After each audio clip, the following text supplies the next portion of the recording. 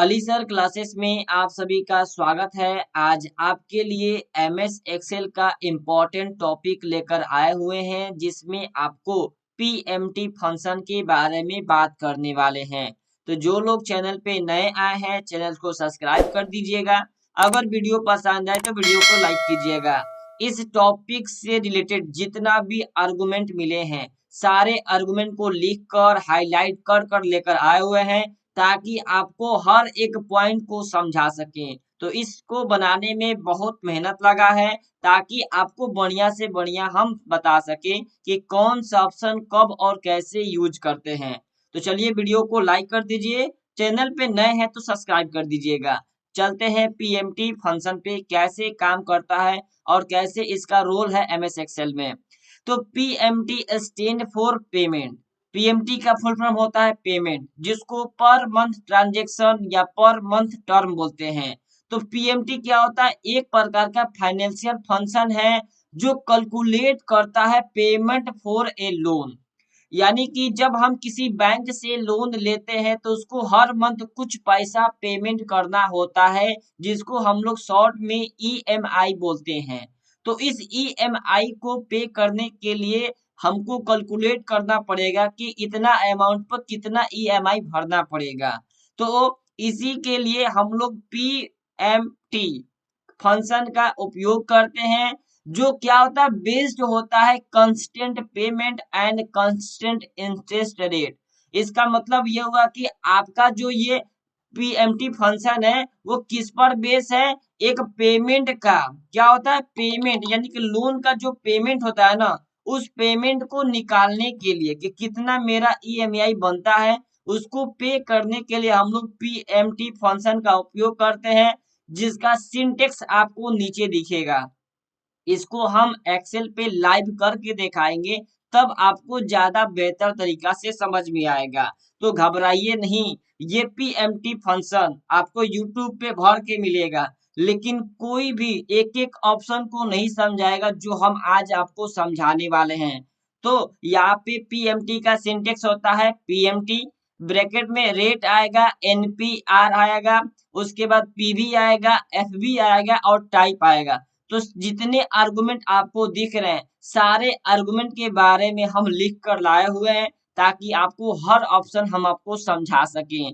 तो यहाँ पे पीएमटी जैसे हम फंक्शन का उपयोग करेंगे तो उसमें रेट आर्गुमेंट आएंगे। तो रेट क्या होता है कि जिस तरह मान लेते हैं कि सर हमने बैंक से लोन लिया 5 लाख रुपया, उस 5 लाख पर जिस रेट से बैंक हमको ब्याज काटेगी या ब्याज लेगी, जिस रेट से इंटरेस्ट हमको देना होता है, वो आपका होता है रेट ऑफ इंटरेस्ट। जैसे कि यहाँ पे हमने 15% इंटरेस्ट मान लिया है, लेकिन जब आप क्या करेंगे, इसका एंट्री करेंगे एक्सेल में, तो सबसे पहले आपको याद रखना है पीएमटी का मतलब क्या होता है? Per month transaction.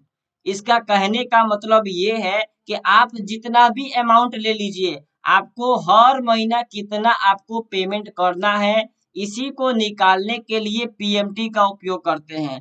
तो ये बताइए कि जब आप रेट ऑफ इंटरेस्ट को देखेंगे, तो वो कहता है कि 15% एक साल का हुआ। तो लेकिन आपको एक महीना का ना निकालना है। तो जब भी आप फॉर्मूला में रेट की जगह परसेंटेज लिखेंगे, तो डिवाइडेड बाई 12 कीजिएगा। क्यों सर? क्योंकि हमको रेट ऑफ इंटरेस्ट एक मंथ का निकालना है। तो हम क्या करेंगे, 15% होगा तो 15 डिवाइडेड बाई 12 कर देंगे, ताकि क्या होगा, ये एक मंथ का रेट ऑफ इंटरेस्ट होगा। फिर नीचे आते हैं, एन पर का होता है एनपीईआर। ये क्या होता है? तो एनपीईआर मतलब होता है नंबर ऑफ पेमेंट्स, यानी कि number of payment in month.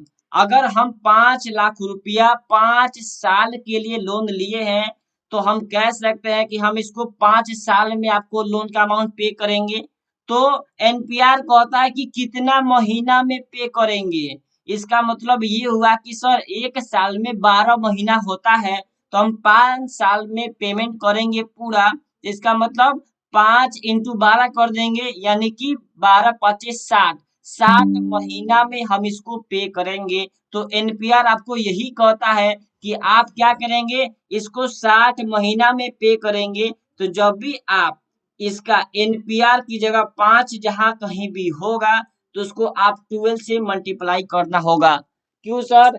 क्योंकि 12 से मल्टीप्लाई इसलिए करेंगे क्योंकि वो एक साल में 12 महीना होता है, तो 5 साल में 60 महीना होगा। तो एनपीआर का मतलब होता है number of payment in month. क्या होता है सर? इन मंथ। जब भी आपका साल में दिया हो कोई भी ईयर, तो आप उसको पहले किस में चेंज करेंगे? मंथ में चेंज करेंगे। फिर उसके बाद आता है पीवी। पीवी का मतलब क्या हुआ? प्रेजेंट वैल्यू या लोन अमाउंट या प्रिंसिपल अमाउंट, आप इसको कुछ भी कह सकते हैं। तो यहाँ पे हम चाहे तो प्रेजेंट वैल्यू कह सकते हैं, लोन अमाउंट कह सकते हैं, या प्रिंसिपल वैल्यू कह सकते हैं। जैसे कि हमने 5 लाख का लोन लिया है, तो मेरा लोन अमाउंट या प्रेजेंट वैल्यू या प्रिंसिपल अमाउंट क्या हो जाएगा?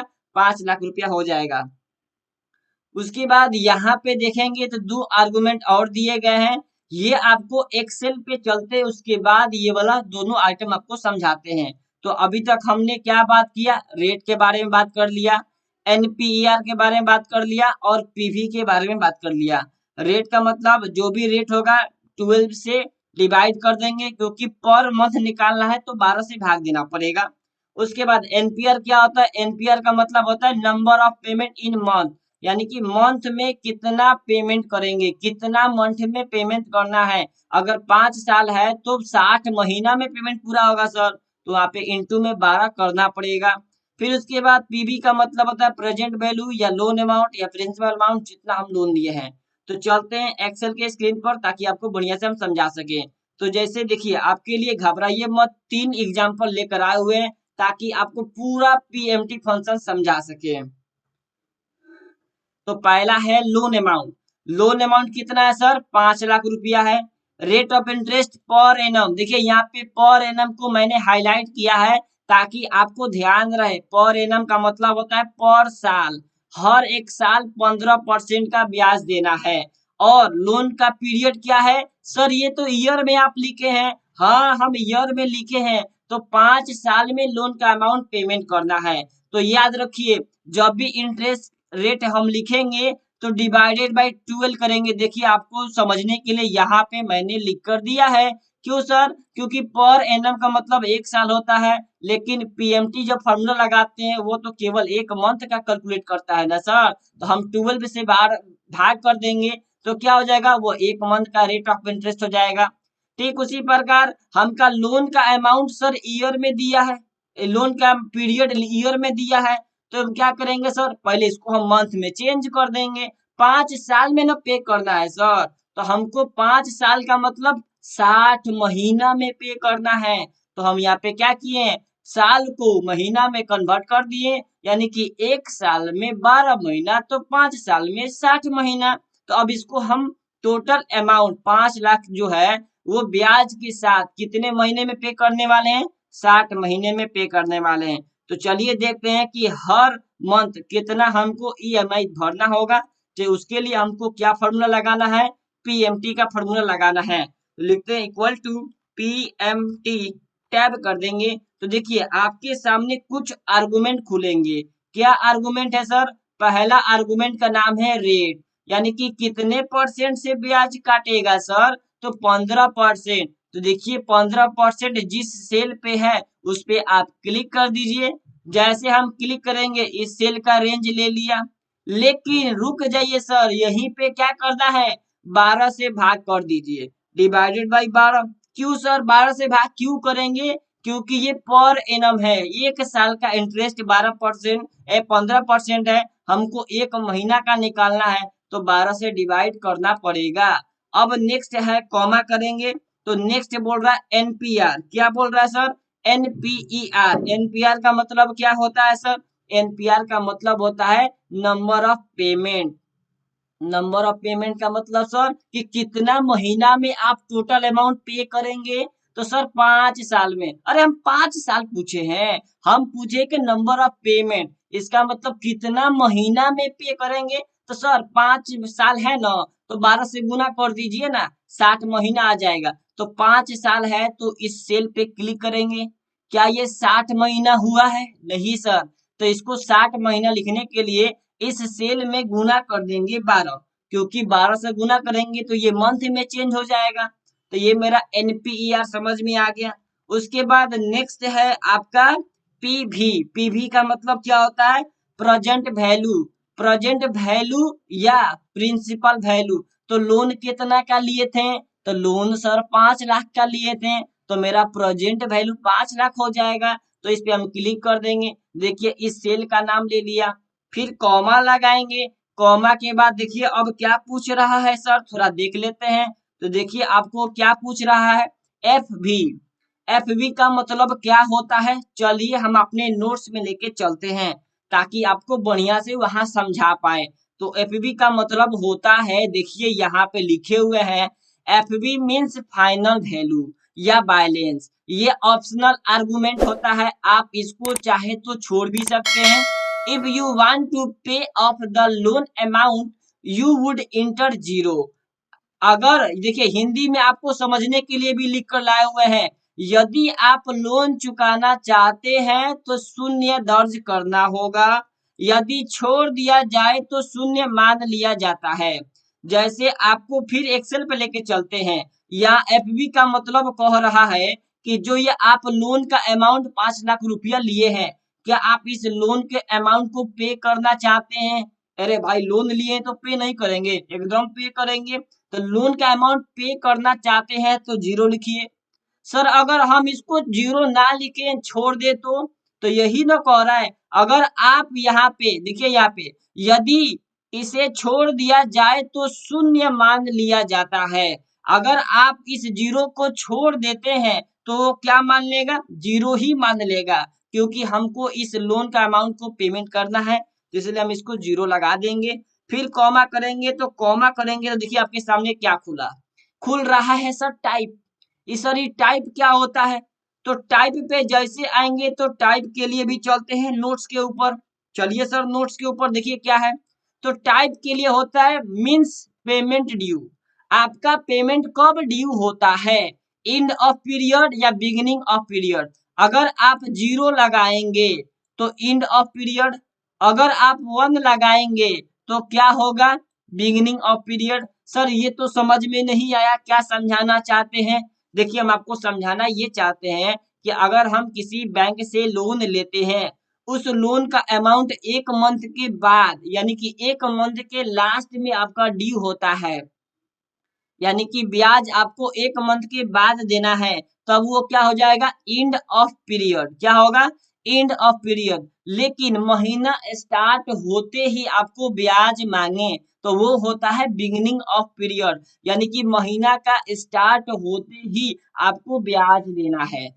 ये होता है कि 1 महीना खत्म होने के बाद आपको ब्याज देना है। लेकिन सर अगर हम 0 और 1 में से कुछ भी ना लिखे तो ये क्या कह रहा है? If omitted zero is assume. इसका मतलब यह अगर आप इसे छोड़ भी देते हैं तो हम इसको जीरो मान लेते हैं। क्यों सर? क्योंकि जीरो होता है कि 1 महीना के बाद आपको ब्याज लगा है, ये मान लेता है। तो एक्सेल बहुत चालाक है, इसीलिए क्या होता है ये जीरो मान लेता है, क्योंकि हमको 1 मंथ के बाद यानी हर मंथ के लास्ट में आपको देना होता है पेमेंट, इसलिए हम क्या करेंगे? यहाँ पे जीरो कर देंगे। उसके बाद इसको ब्रैकेट से बंद कर देंगे और इंटर कर देंगे। तो देखिए मेरा अमाउंट क्या निकला सर? 11,894 रुपया 97 पैसा। सर ये बताइए यहाँ पे सर ये रेड कलर का क्यों आया है? सर रेड तो आया है, माइनस क्यों आया है? इससे क्या समझ में आता है? तो रेड और माइनस आपको ये बताता है कि आप का अमाउंट जो भी आया है आपको इसको पे करना है, यानी कि ये आपका डेबिट अमाउंट होता है। अभी आपके खाते से जब भी पैसा कटता है तो माइनस होता है, तो ठीक उसी प्रकार ये लोन का अमाउंट है। तो अगर आपके खाते से कटेगा तो एक प्रकार का माइनस हो रहा है। तो ये आपका लॉजिक है पीछे का कि सर ये रेड और माइनस क्यों होता है? क्योंकि ये आपके खाते से कटेगा, क्योंकि आपने लोन लिया है, तो लोन लिए हैं तो आपके खाते से इतना पैसा कटेगा, यानी इतना पैसा आपको हर महीना पे करना है। तो हमको क्या करना पड़ेगा? यहाँ पे माइनस का सिंबल आ रहा है। अगर आपको इसको प्लस में बदलना है तो क्या करेंगे? सिंपल सा फंडा है, इस पे क्लिक कीजिए, डबल क्लिक, फॉर्मूला चालू है। फॉर्मूला की शुरुआत में PMT के पहले आप माइनस लगा दीजिए। अब उसके बाद इंटर कर दीजिए, आपका अमाउंट क्या होगा, ये आपका अमाउंट पॉजिटिव में आ जाएगा। नहीं तो दूसरा उपाय ये है सर, यहाँ से माइनस हटा दीजिए और यहाँ लोन का जो अमाउंट है इसके आगे आप माइनस लगा दीजिए, क्योंकि मैंने 5 लाख का लोन लिया है तो एक तरह से माइनस लगा देंगे तो ये मेरे लिए क्या हो जाएगा, 5 लाख का कर्ज है, बाद में इसको देना है। अब इंटर करेंगे, देखिए आपके अमाउंट ऐसे आ गया। तो या तो आप लोन के अमाउंट में माइनस लगा दीजिए या फॉर्मूला में आप माइनस लगा दीजिए, ताकि आपका जो भी ईएमआई निकले वो पॉजिटिव निकलेगा। तो होप आप लोगों को ये समझाने की पूरा कोशिश किए हैं। अभी ये खत्म हुआ नहीं है, अभी इसी के नीचे एक और लेकर आए हुए हैं। आपका देखिए ये है कि थोड़ा सा क्वेश्चन को कर दिए हैं चेंज, तो जो लोग क्वेश्चन को समझ पाएंगे तो वो बढ़िया से आंसर कर पाएंगे। तो यहाँ पे देखिए लोन का अमाउंट 5 लाख, जी सर सेम अमाउंट है सर, तो दिक्कत कहाँ है, दिक्कत कुछ नहीं है, थोड़ा सा चेंज है, थोड़ा सा चेंज है। देखिए interest rate per annum, interest rate कितना है, 15% है सर, रेट भी तो सेम है। टाइम 60 महीना, देखिए यहाँ पे टाइम को मैंने महीना में लिया है, ऊपर क्या था सर, ऊपर साल में था, नीचे कहाँ है सर, नीचे महीना में है। तो महीना में है तो इसको अब फिर से महीना में चेंज नहीं करना है, ये ऑलरेडी महीना में चेंज है। तो ईएमआई या पीएमटी कैसे निकलेगा, तो निकालते हैं इक्वल टू पीएमटी। और उसके बाद देखिए क्या आर्गुमेंट पूछ रहा है sir, rate of interest, rate क्या होगा 15%, क्लिक कर दीजिए। लेकिन रेट तो आपका पर एनम में है ना सर, देखिए यहाँ पे इंटरेस्ट रेट कितना परसेंट है, पर एनम है, ये 1 साल का है तो डिवाइडेड कीजिए 12 से डिवाइड कर दिए, कॉमा, जैसे कॉमा लगाएंगे एनपीईआर, एनपीआर का मतलब क्या हुआ सर, एनपीआर का मतलब टाइम, टाइम आपका मंथ में होना चाहिए, तो सर ऑलरेडी इसमें मंथ में दिया है तो इसको हम क्लिक कर देंगे। अब इंटू करके 12 मत लगाइएगा, क्योंकि ये मेरा टाइम ऑलरेडी किस में है, तो ऑलरेडी ये मंथ में है, तो इसमें हम इंटू 12 नहीं करेंगे। फिर comma F B, PB, sorry PB का मतलब क्या हुआ, प्रेजेंट वैल्यू, आप लोन कितना का लिए हैं, 5 लाख का, क्लिक कर दीजिए, 5 लाख हो गया। फिर कॉमा एफ बी का मतलब क्या होता है, अभी मैंने आपको बताया, एफ बी का मतलब होता है फाइनल वैल्यू। अगर आप लोन चुकाना चाहते हैं तो जीरो लिखिए, नहीं तो छोड़ दीजिए, अगर आप छोड़ देंगे तो वो जीरो मान लेता है, तो इससे अच्छा है कि आप जीरो लिख दीजिए, तो जीरो लिख देते हैं, कॉमा, उसके बाद क्या टाइप, देखिए टाइप जैसे आया तो दो ऑप्शन पूछ रहा है, दो ऑप्शन में एंड ऑफ द पीरियड और beginning of the period. End of the period का मतलब होता है कि मेरा जो भी ईएमआई देना होगा हर महीना का लास्ट में देंगे। बिगिनिंग ऑफ द पीरियड, इसका मतलब ये हुआ कि जैसे मेरा नया महीना चालू होगा शुरुआत में ही हम पेमेंट कर देंगे, तो इसमें कुछ खास अंतर नहीं पड़ता है, आपको जो लेना हो वो आप ले सकते हैं। आपका कंसेप्ट मैंने क्लियर कर दिया, यहाँ पे हमको हर महीने के लास्ट में लेना है, हर महीने के लास्ट में पेमेंट करना है, तो इसके लिए हम क्या करेंगे, जीरो लिखेंगे, उसके बाद यहाँ से ब्रैकेट बंद, उसके बाद इंटर कर देंगे। तो देखिए यहाँ भी मेरा वही अमाउंट आया है 11,894 रुपया। देखिए ऊपर भी देखेंगे तो 11,894 रुपया। अब बात रहा सर इसको पॉजिटिव में कैसे बदलेंगे, तो मैंने अभी आपको बता दिया, या तो लोन के अमाउंट को निगेटिव मान लीजिए, क्योंकि मैंने लोन लिया है तो ये मेरे लिए कर्जा है, और नहीं तो आपको क्या करना होगा, यहाँ पे आकर जहाँ फॉर्मूला लगा हुआ है उसके आगे माइनस लगा दीजिए, उसके बाद इंटर कर दीजिए। तो देखिए यहाँ पे आपका पॉजिटिव अमाउंट 11,894 रुपया हर महीना आपको पे करना है। तो सर ये बताइए कि हमको टोटल कितना अमाउंट पे करेंगे, कोई पूछ सकता है ना सर, 5 लाख का तो लोन है, 15% ब्याज है, टाइम यानी 60 महीना है, तो आप बताइए कि आपका ईएमआई इतना पड़ता है, तो बताइए टोटल अमाउंट 5 साल के बाद आप कितना पे करेंगे। तो दे आसान फॉर्मूला है, यहाँ पे लिखेंगे इक्वल टू ईएमआई, एक मंथ में इतना देना है, गुणा कितना, तो यहाँ पे 60 मंथ, 60 महीना में देना है ना, तो इसको हम क्लिक कर देंगे, उसके बाद इंटर। तो देखिए क्या हुआ, 7,13,697 रुपया 90 पैसा, यानी कि 5 लाख का लोन था, 7,13,697 रुपया देना पड़ेगा। तो सर ये बताइए कि टोटल ब्याज कितना दे दिए, तो टोटल ब्याज कैसे निकलेगा, इक्वल टू जितना टोटल अमाउंट दे रहे थे माइनस कर दीजिए जितना लोन का अमाउंट था, तो इंटर कर देंगे। देखिए टोटल आपका इंटरेस्ट कितना बन रहा है सर, 2,13,697 रुपया 90 पैसा का हम क्या किए हैं, बस केवल ब्याज भर रहे हैं। तो आप लोगों को एक दो एग्जाम्पल के साथ पूरा समझाने की कोशिश किए हैं, वीडियो अभी खत्म नहीं हुआ है, वीडियो को पसंद आ रहा है तो वीडियो को लाइक करते चलेंगे, और जो लोग चैनल पे नए आए हैं वो लोग क्या करेंगे, चैनल को सब्सक्राइब कर लेंगे। तो अभी एक और एग्जाम्पल है ताकि आपको पूरी तरह क्लियर करा सके, तो सीट नंबर 2 पे चलते हैं। देखिए ये क्या है सर, ये तो नया एग्जाम्पल लग रहा है, एकदम नया एग्जाम्पल है। अगर देखिए मेरा कार खरीदना है, डाउन पेमेंट है, लोन का अमाउंट है, इंटरेस्ट रेट पर एनम है, लोन का पीरियड मंथ में लेना है, तो अपने आप से एग्जाम्पल लेते हैं कुछ नया। जैसे मान लेते हैं कि सर 10 लाख का लोन लेना है कार का प्राइस कितना है 10 लाख, तो यहाँ लिखते हैं 100, 1000, 10,000, लाख, 10 लाख। कार का प्राइस 10 लाख रुपया है, मैंने अभी तुरंत 2 लाख रुपया डाउन पेमेंट कर दिया, तो यहाँ पे लिखेंगे 2 लाख।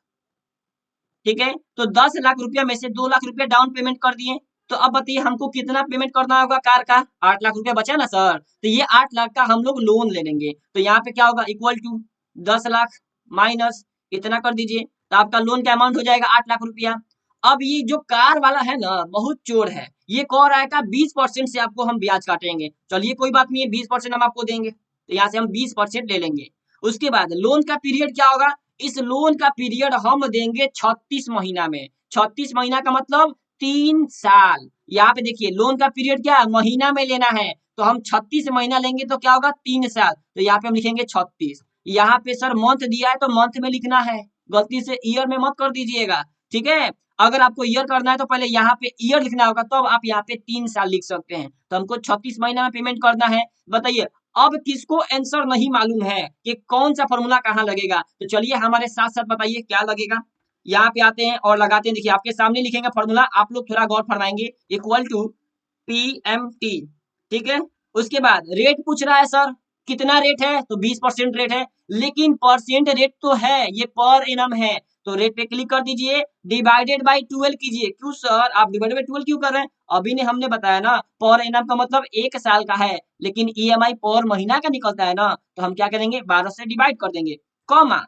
NPER का मतलब क्या होता है, NPER का मतलब होता है number of payment in month, कितना महीना में आप पेमेंट को चुका देंगे। तो सर यह क्वेश्चन में कह रहा है कि लोन का पीरियड है 36 महीना, तो इस पे आप क्लिक कर दीजिए।